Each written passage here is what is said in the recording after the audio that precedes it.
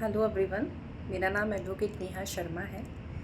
जैसे कि सभी लोगों को पता होगा कि आज 1 जुलाई से 3 नए क्रिमिनल लॉ पूरे देश भर में लागू हो चुके हैं, जो कि पूर्व में आईपीसी, सीआरपीसी और एविडेंस के नाम से जाने जाते थे।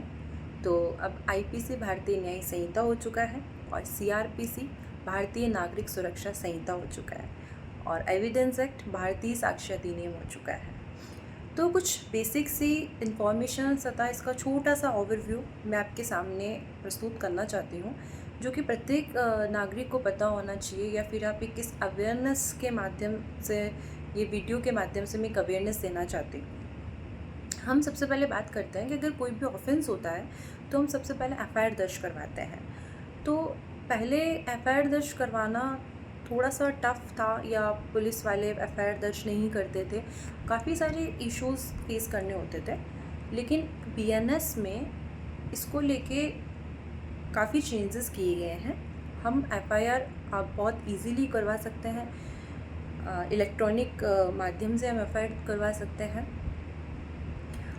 और आप इलेक्ट्रॉनिक माध्यम से एफआईआर करके 3 दिवस के अंदर अंदर थाने में उपस्थित होकर आप सिग्नेचर करके उस चीज़ को अप्रूवल कर सकते हैं।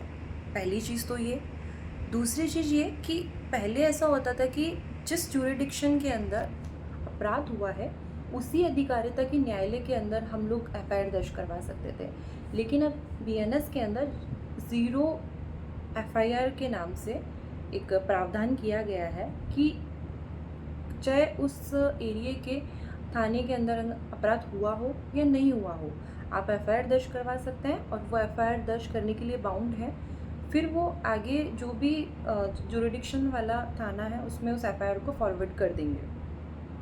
हम थर्ड चीज़ पे बात करें कि पहले कोई भी व्यक्ति अगर किसी के अगेंस्ट झूठी एफआईआर दर्ज करवाता था तो उस पर प्रोसीडिंग की जाती थी।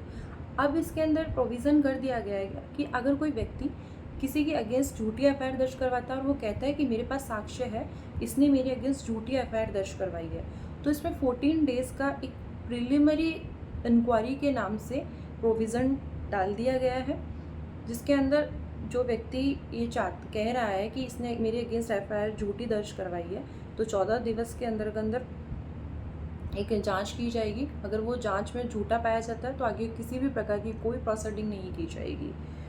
ये तो हमारे एफआईआर की प्रोविजंस थे जो प्रत्येक व्यक्ति को पता होने चाहिए। हम दूसरी बात करें, आईपीसी में 5 प्रकार के दंड हुआ करते थे। अब जो भारतीय न्याय संहिता है उसमें 6 प्रकार के दंड हैं। एक कम्युनिटी सर्विस के नाम से एक पनिशमेंट इसमें ऐड ऑन की गई है। कम्युनिटी पनिशमेंट हम बेसिकली इसको समझें तो हम ये 2 लाइन में ही कह सकते हैं कि जो अक्यूज्ड पर्सन है उससे ऐसा कोई काम करवाना जो न्याय हित में हो, ऐसा कोई काम करवाना जो न्याय हित में हो, वो काम करवा के उसको छोड़ देना। हम ये बेसिकली छोटे श्रेणी के जो अपराध हैं जिसे हम पेटी ऑफेंस बोलते हैं, जैसे हम एक एग्जांपल के तौर पे हम आपको समझाना चाहूँगी कि जैसे न्यायालय ने समन किया कि आपको कोर्ट में अपेयर होना है और आप कोर्ट में अपेयर नहीं हुए, तो कोर्ट आपको वहाँ पर कोर्ट में किसी भी प्रकार का कोई एक्टिविटी काम करवा के वो आपको एक पनिशमेंट दे सकता है। तो एक तरीके से हम ये कह सकते हैं कि जो बीएनएस है वो सुधारात्मक उद्देश्य के साथ में लाई गई है।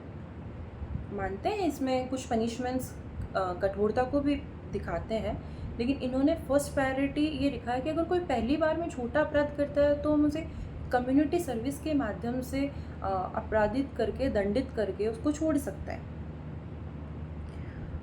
हम थर्डली बात करें तो इसमें एक इलेक्ट्रॉनिक ऑफेंस, जैसे किसी के डेबिट कार्ड से, क्रेडिट कार्ड से ओटीपी मांगकर उससे पैसे लूट लिए जाते थे, उससे पैसे निकलवा लिए जाते थे उसके अकाउंट से, उसको भी अब बीएनएस में अपराध की श्रेणी में रखा गया है, एक अलग से अपराध रखा गया है उसको।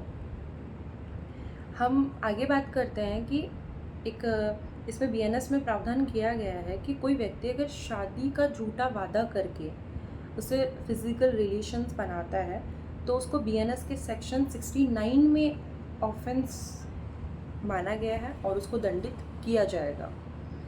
हम उसके बाद में बात करते हैं कि इसमें जो कस्टडी टाइम पीरियड पहले 15 डेज़ था, उसको बढ़ाकर 90 डेज़ कर दिया गया है।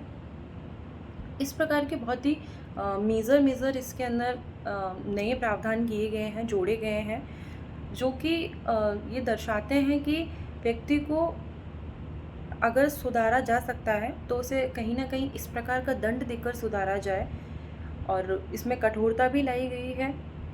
तो मैं एक छोटा-सा ओवरव्यू का वीडियो आप लोगों के सामने लेकर आई हूँ।